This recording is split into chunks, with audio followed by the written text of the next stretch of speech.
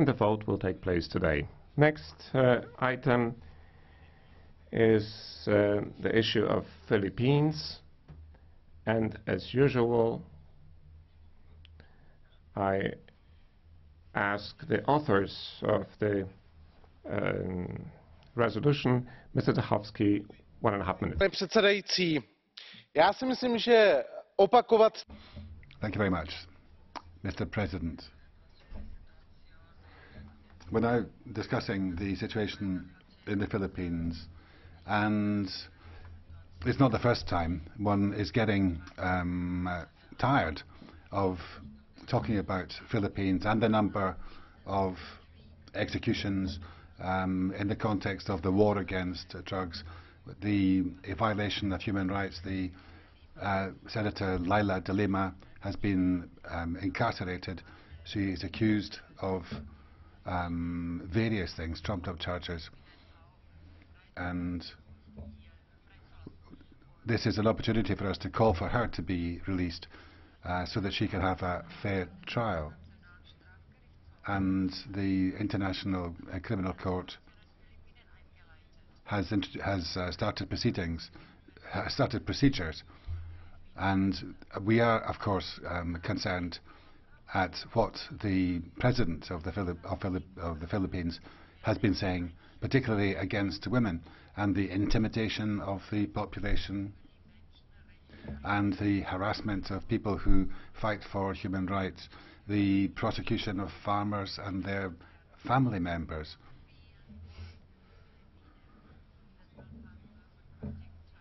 And we have prepared the resolution today which calls on the government of the Philippines to look seriously at the current situation and really change their ways. Thank you very much.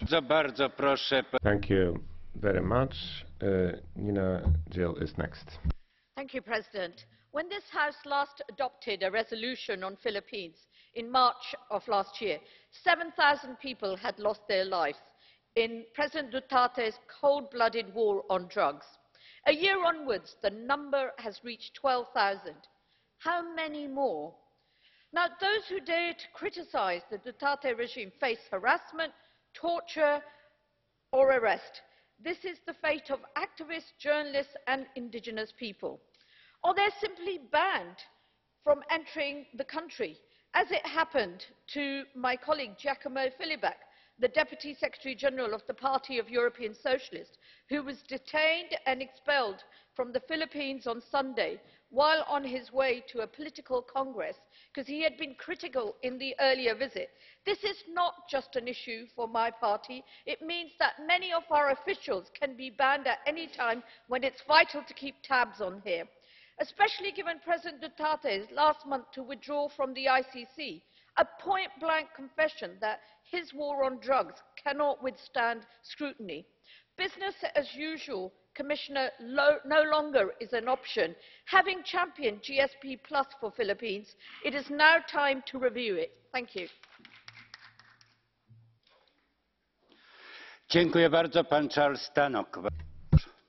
Mr. President, just over a year since our last resolution on the Philippines, the situation is sadly little changed. The self-styled strongman President Duterte continues to pursue his war on drugs, a campaign that has so far estimated to have cost the lives of over 12,000 people, many of them youngsters. Away from this headline-grabbing story, minorities, including indigenous peoples, continue to be marginalized and victims of human rights abuses. The news that the Philippines gave notice last month to withdraw from the Rome Statute and the ICC is also of grave concern and forms part of a wider pattern of authoritarian leaders across the globe quitting the International Criminal Court as an act of defiance against the international rules-based order. President Duterte's comments urging other countries to do the same is particularly unwelcome. The intention to reintroduce the death penalty in the Philippines for drug offences also raises grave concerns for the future direction of that country and illustrates that Duterte's claims that he will continue in the same vein until his presidential term ends in 2022 are not empty threats. All taken together, The trajectory of human rights in the Philippines under President Duterte appears to be heading in only one direction, and that is not a very nice one. Thank you.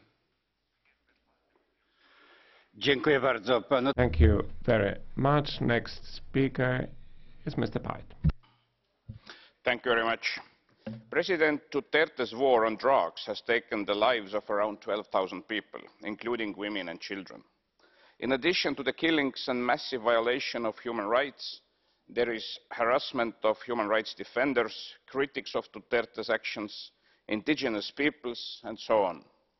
Not to mention the personal unacceptable behavior of Duterte with remarks and calls for violence that amount to violation of international humanitarian law.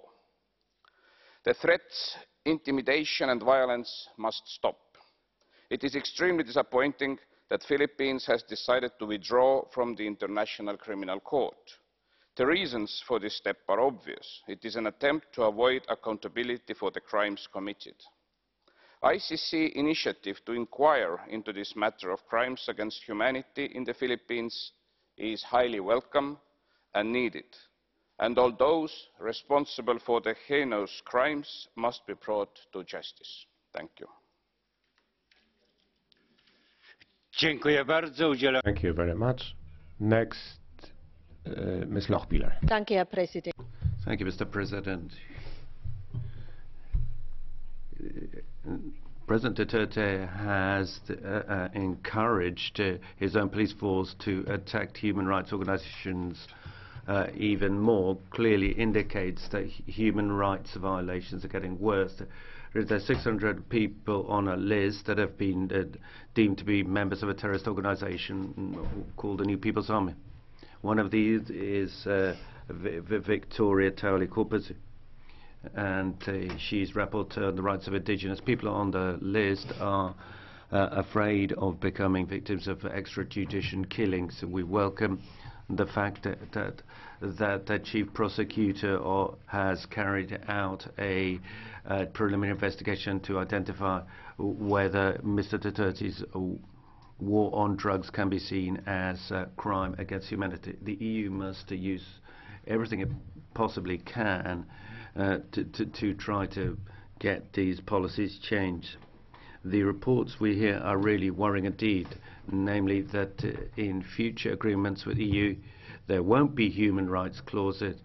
That would be a catastrophic step to take and very much the wrong signal. Bear this in mind, Commissioner. Thank you very much. Next is Urban Crespo. Thank you very much indeed, President. With the so-called war on drugs in the Philippines, more than 12,000 people have been assassinated. And this with the excuse that the war against terrorism, because now they're criminalizing and attacking any government opponents and other industrialists. Philippines is the country where there are the highest number of murders of environmental activists. In 2017, 49 of them were killed in Manao. And they have applied martial law, they're persecuting indigenous peoples accused of terrorism, they're violating human rights, and they're militarizing the region. And as such, as a coincidence, the multinationalists are actually being protected. So what they're trying to do is commercialize arms and other equipments in the Philippines. And they are undermining GSP plus preferences, and current free trade agreements need to be frozen. So we want to support and express solidarity with the Philippine people, and particularly the people living in Mindanao. Thank you, Chair. Thank you very much. And now, on behalf of political groups, on behalf of EPP, Mr. Kelly. The situation in the Philippines is deeply troubling.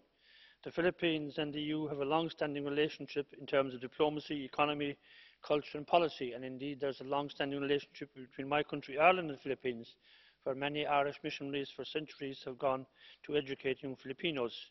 So it is important that the EU provided support to the government of the Philippines in restoring stability and respecting the rule of law. Through ratification of the Partnership and Cooperation Agreement, the EU and the Philippines confirmed their joint commitment to the principles of good governance, democracy, the rule of law, the promotion of social and economic development, and to peace and security in the region. I am particularly concerned, therefore, about the decision to withdraw from the Rome Statute, which deals with the 4 core international crimes of genocide, crimes against humanity, war crimes and the crime of aggression. This brings even more urgency to an already volatile situation, and I am hopeful that the government of the Philippines will reconsider its actions and reverse its decisions. Thank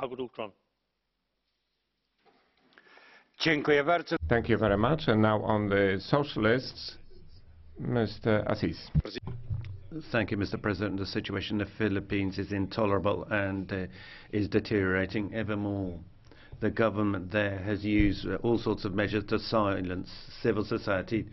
One of the strategies used is the criminalization of NGOs and human rights defenders by means of laws that define terrorism very loosely. Given this kind of legislation, the Special Rapporteur on human rights has meant that Ms. Victoria Talapiga has been included on the list of terrorists, including the UN Special Rapporteur, who obviously is a danger to the lady in question and might lead to a death.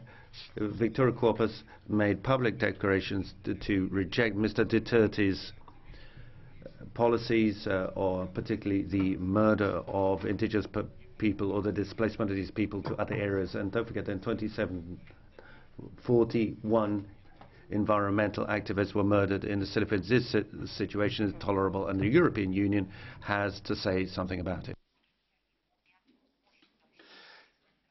Thank you very much. And now on behalf of ENF, Mr. Schaffhauser.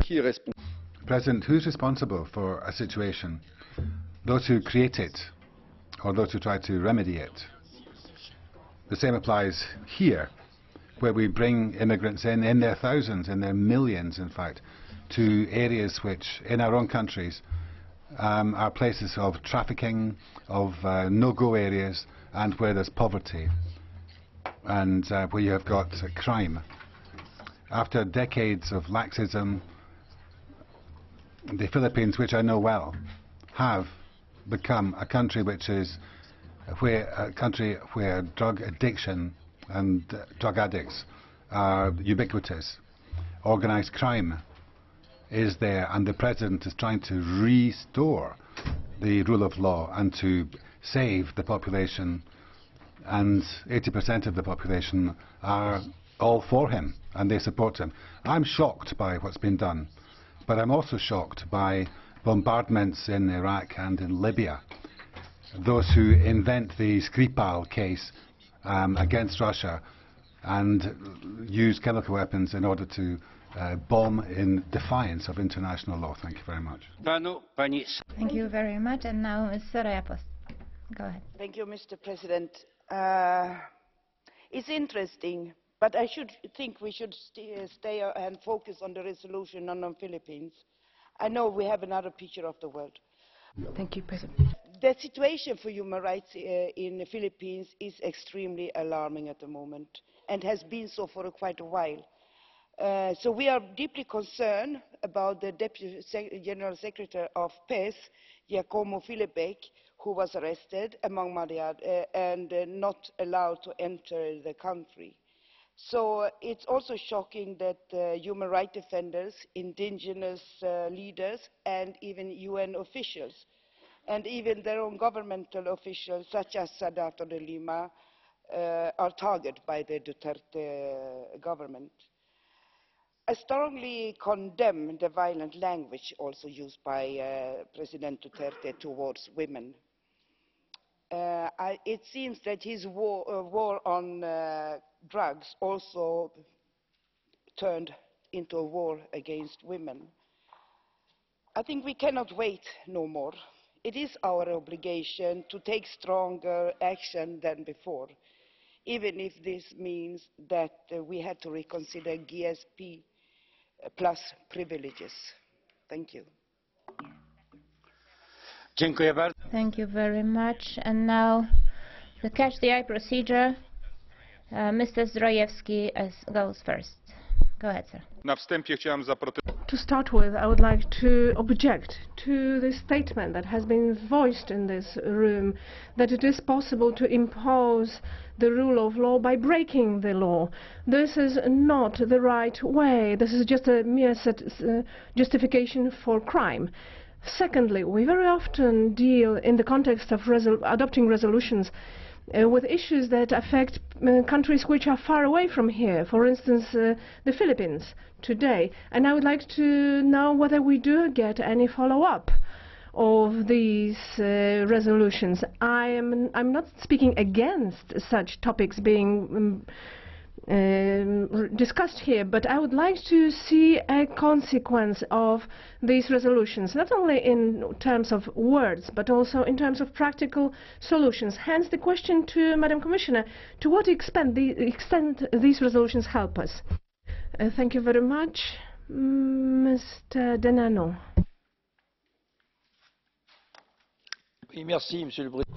Thank you, President. It's true, despite many appeals from the international community, alarmed at the number of deaths related to the fight against drugs, President Rodrigo Duterte is standing firm. Even worse, he is adopting an extremely hostile attitude towards the international community and is authorizing violations of democracy and various provocations towards minorities, and also harassment of civil society and attacks on women, even as going so far as to call for rape or assassination of women. This is completely unacceptable, and that's why we need to call for the end to violence and remind the Philippine authorities of their obligations and international commitments. The UN Security Council, before the end of this mandate, is one way we could deal with this, but other sanctions, for example, of an economic nature, could be envisaged as well. Thank you very much. Mr. Marias. Mr. President. The fight against drug trafficking needs to take place in the framework of the rule of law. We can have tough sentences, but you can't have any kind of doing away with drug dealers without due process. And in the Philippines, we've seen over 20,000 victims with armed gangs roaming around, and the president of the Philippines seems to be taking advantage of this war on drugs to hit his political opponents very hard, and he's definitely leading the Philippines into a terrible situation with violence against women and the use of the death penalty. He's also ignoring the proposals from the European Union, and don't forget that we are indeed importing duty-free Philippine items into the European Union. Thank you. Thank you very much. Now Mr. Corrao. Grazie, Presidente. Thank you, President. The violence in the Philippines has reached worrying levels. It can't really be tolerated anymore. The war on drugs from President Duterte is giving rise to a large number of victims killed by the police or by squads often without any kind of even plausible excuse. Someone who justifies rape, who encourages armed repression of activists, can't be simply ignored. The tough repression of the drug trade and a pitiless war on drugs is something that we can agree with in theory. We're not talking about ends but means. There's been a large number of extrajudicial executions masquerading as part of the war on drugs, and it's not, of course, hitting the most important drug traffickers, but the people at the low end of the drug trafficking scale, usually living in Manila. Let's ask the President to put an end to these extrajudicial executions and stop executing people on the pretense that they're terrorists. Thank you very much. Mr. Sogordzaba. Thank you, President. The war on drugs in the Philippines raises a lot of issues which have been pointed out by organizations responsible for human rights. I'd like to flag up two important aspects. One is that the state monopoly of coercion can only be used by state authorities and law enforcement agencies. Nevertheless, we hear a lot of vigilantes taking law in their own hands, tolerated by the authorities. This is an extremely dangerous process, can get out of control, and totally disregards citizens' rights to safety and security, which should be ensured by the police. The other problem is exactly the lack of security. If anyone can decide without a court trial who is guilty and who should be even executed, then we go back to prehistoric barbarism with a total lack of rules. Sporadic abuses of this sort happen in every country, but in the Philippines it seems to be government policy. Thank you very much. Mr. Castaldo. Grazie. Thank you, Mr. President.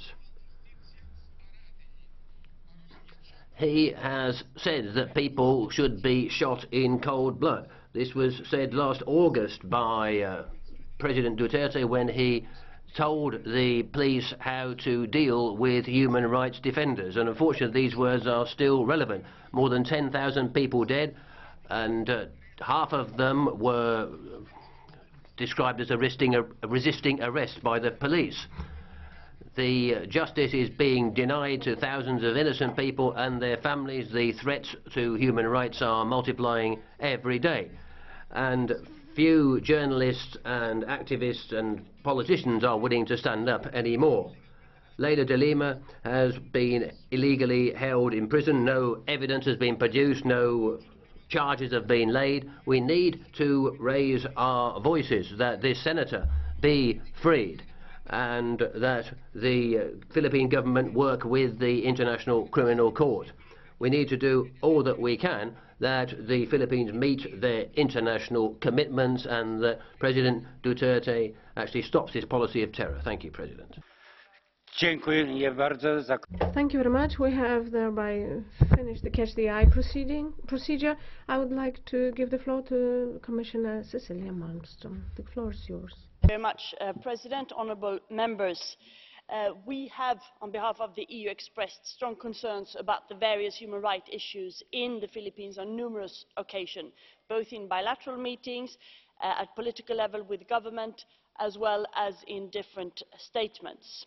The issues that have been raised are the issues you raised here: the high number of killings associated with the campaign against illegal drugs, the climate of impunity, the declared withdrawal from the International Criminal Court, the possible reintroduction of the death penalty, as well as a possible lowering of the age for criminal responsibility to 9 years.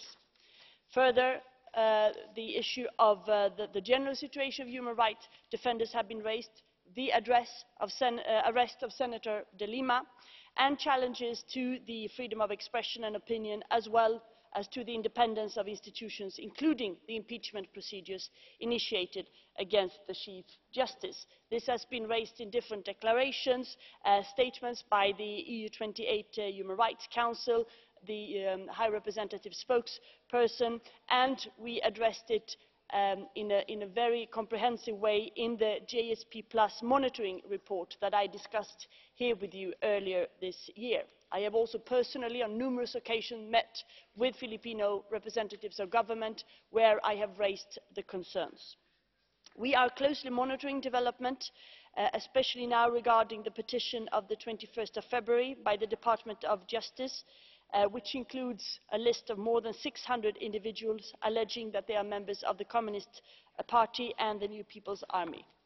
The list includes, inter alia, the United Nations Special Rapporteur on the Rights of Indigenous People.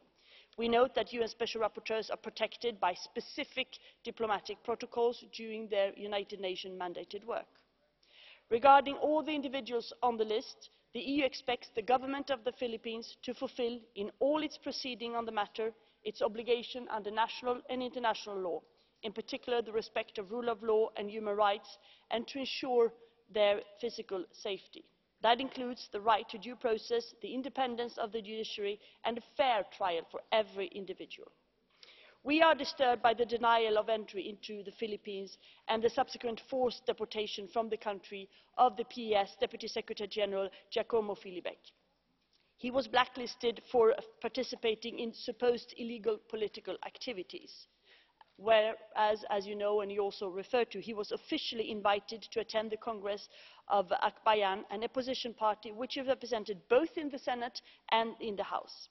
We have immediately raised the matter with the government, as this is the first case of a foreign national and an EU citizen expelled from the country for political reasons during the current administration. Human rights violations, including extrajudicial killings and widespread impunity, have been a long-standing problem in the Philippines, as highlighted in the GSP Plus report. We remain convinced that both the Philippines and the EU have most to gain from constructive engagement. The Partnership and Cooperation Agreement between the EU and the Philippines entered into force the 1st of March this year, and this agreement foresees the establishment of a structured human rights dialogue between the parties, which will be an important forum for addressing all human rights issues. The issue of the GSP Plus commitment was raised by several of you. As you remember, we discussed this in this plenary in January, where we highlighted that indeed there are several areas of progress by the Filipino government when it comes to the work on gender equality, health, education, social economic rights, labour rights, fight against corruption, protection of the environment. However, and that was also very clear in the report, extrajudicial killings, especially in the fight against drugs, related impunity and the possible reintroduction of the death penalty was mentioned. We also addressed recommendations to the Filipino government, and I have also personally conveyed them to the Minister, that they need to do more to address the issues we have here discussed. We are monitoring the situation closely, and this year's GSP Plus monitoring mission will of course focus on the issues related to the war on drugs, and the EU will assess recent development before deciding on the next steps. So you can count on the European Commission and on the External Action Service to continue raising these matters with the Philippine government in a clear and constructive way. Thank you very much, Mr. President.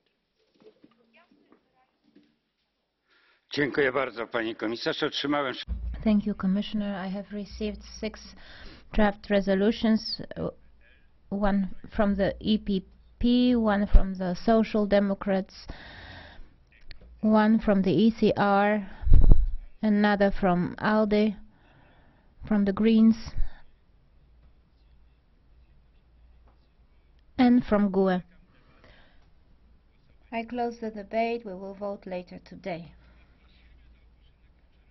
When it comes to the resolution by the FAM Committee on the draft opinion of the Economic and Social Committee on the cyber gap between genders, this